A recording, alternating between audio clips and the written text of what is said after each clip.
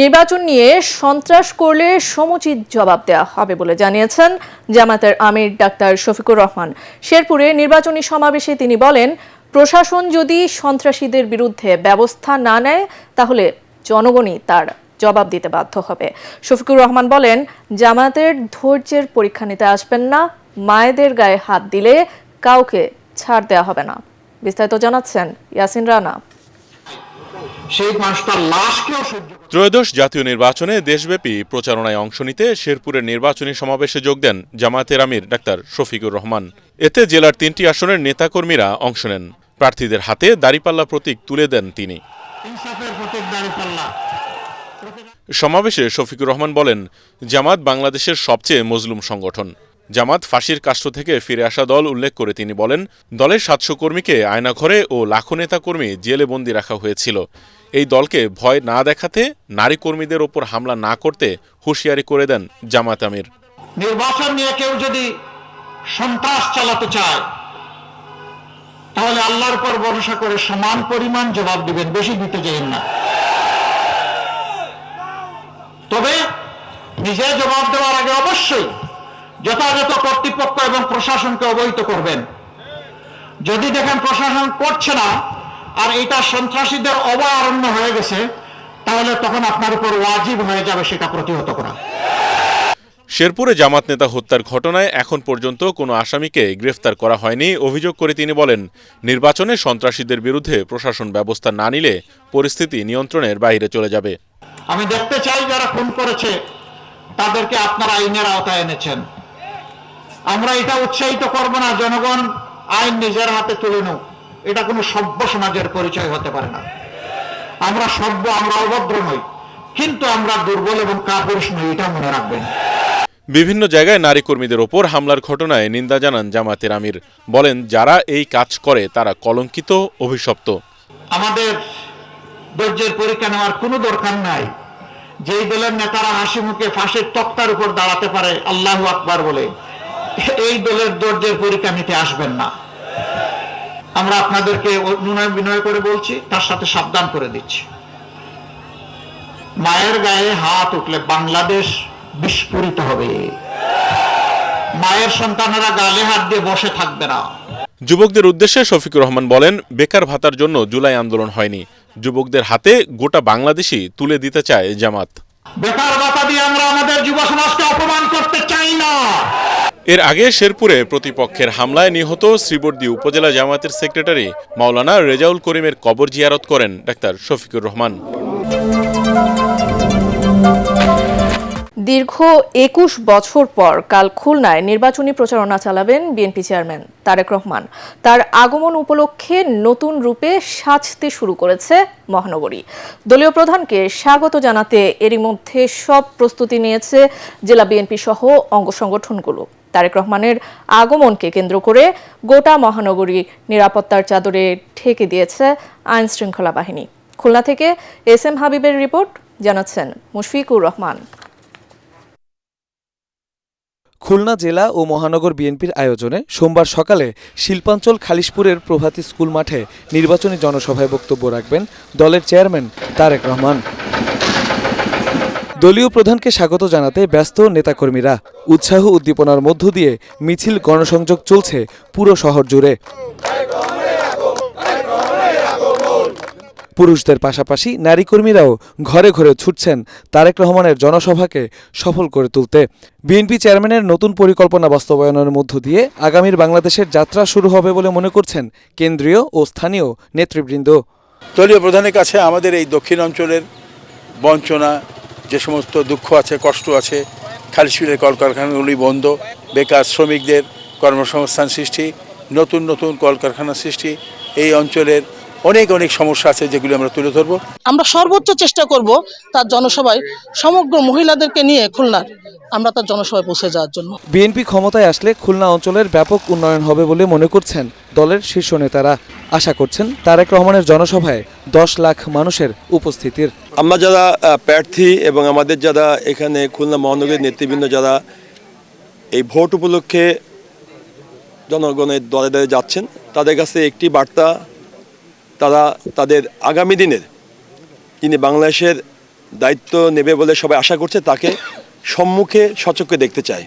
এদিকে বিএনপি চেয়ারম্যানের খুলনা সফর উপলক্ষে নিরাপত্তা ব্যবস্থা জোরদার করেছে খুলনা মেট্রোপলিটন পুলিশ। সবশেষ 2005 সালের 23 মার্চ খুলনায় কর্মী সম্মেলনে যোগ দিয়েছিলেন তারেক রহমান। দীর্ঘ 21 বছর পর নির্বাচনী জনসভার মধ্য দিয়ে আবারও খুলনার মাটিতে পা রাখতে যাচ্ছেন তিনি। এদিকে খুলনার জনসভা শেষে প্রথমবারের মতো যশোর যাবেন বিএনপি চেয়ারম্যান তারেক রহমান। বিকেলে যশোর উপশহর কলেজ মাঠে নির্বাচনী জনসভায় বক্তব্য রাখবেন তিনি। এই জনসভাকে কেন্দ্র করে যশোর সহ আশপাশের জেলাগুলোতে বিএনপি নেতাকর্মী ও সাধারণ মানুষের মধ্যে ব্যাপক উৎসাহ উদ্দীপনা তৈরি হয়েছে। একটি দল শান্তি ও প্রতিরোধ কমিটির নামে নির্বাচনে বিশৃঙ্খলা সৃষ্টির অপচেষ্টা চালাচ্ছে বলে অভিযোগ করেছে বিএনপি। এদিকে জামাতে আমিরের টুইটার হ্যাক করে আপত্তিকর কথা পোস্টের অভিযোগ এনেছে দলটি। তারা বলছে এটাকে ইস্যু করে যারা কর্মসূচি দিচ্ছে তারা হ্যাকের সাথে জড়িত কিনা তা খতিয়ে দেখার প্রয়োজন। যেখানে বাধা আসবে সেখানেই প্রতিরোধ করার হুমকি দিয়েছে জামাতের মহিলা বিভাগের নেত্রীরা। রাজধানীতে প্রধান নির্বাচন কমিশনের সাথে সাক্ষাৎ শেষে এসব কথা বলেন তারা। বিস্তারিত জানাচ্ছেন সৈয়দ রিয়াজ। 13তম জাতীয় সংসদ নির্বাচন ও গণভোট যতই এগিয়ে আসছে ততই বাড়ছে বিভিন্ন দলের নির্বাচনী আচরণবিধি লঙ্ঘনের অভিযোগ পাল্টা অভিযোগ। রোববার রাজধানীর আগারগাঁওয়ে নির্বাচন ভবনে সিইসির সাথে বিএনপির 4 সদস্যের একটি প্রতিনিধি দল সাক্ষাৎ করে জামায়াতের বিরুদ্ধে নির্বাচনী আচরণবিধি লঙ্ঘনের অভিযোগ করে। সাক্ষাৎ শেষে দলটির নির্বাচন পরিচালনা কমিটির চেয়ারম্যান বলেন, এক এলাকার ভোটার অন্য এলাকায় গিয়ে নির্বাচনে যেন বিশৃঙ্খলা সৃষ্টি করতে না পারে সে বিষয়ে ইসিকে ব্যবস্থা নেওয়ার কথা জানিয়েছেন তারা।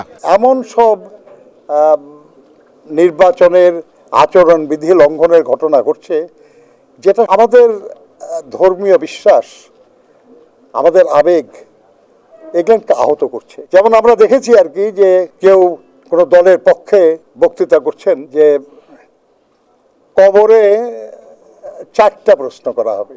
পরে জামায়াতের 6 সদস্যের একটি নারী প্রতিনিধি দল সিইসির সাথে সাক্ষাৎ শেষে সাংবাদিকদের বলেন, আগামী নির্বাচনে দলটির প্রতি জনসমর্থন দেখে অসৎ উদ্দেশ্যে একটি গোষ্ঠী আমিরের টুইটার হ্যাক করেছে। এ সময় প্রথমবারের মতো জামায়াতের নারী সংগঠনের নেত্রীরা সাংবাদিকদের সাথে কথা বলেন। একদল লোক তাৎক্ষণিকভাবে রাজু ভাস্কর্যে কিছু কর্মসূচি দিয়েছেন, আপনারা দেখেছেন। এর সাথে আর সম্পৃক্ততা আছে কিনা সেটা আমরা ভেবে দেখার জন্য দেশবাসীকে আমরা অনুরোধ জানাচ্ছি। কারো মত এবং তার চিন্তাকে বাই ফোর্স আঘাত করে আমাদের এই গণমানুষের নারীদের অধিকারকে কেউ রুখতে পারবে না। যেখানে বাধা আসবে আমরা সেখানে প্রতিরোধ করব ইনশাআল্লাহ। একে অপরের প্রতি অভিযোগ পাল্টা অভিযোগ থাকলেও কোনো রকম সংঘাত চান না জানিয়ে বিএনপি ও জামায়াতের নেতারা একটি শান্তিপূর্ণ নির্বাচন আশা করেন বলে জানান। সুষ্ঠু, সুন্দর, গ্রহণযোগ্য নির্বাচনের জন্য এবার প্রশাসনের সবাইকে ঐক্যবদ্ধ থাকার আহ্বান জানিয়েছেন নির্বাচন কমিশনার আবুল ফজল মোহাম্মদ সানাউল্লাহ।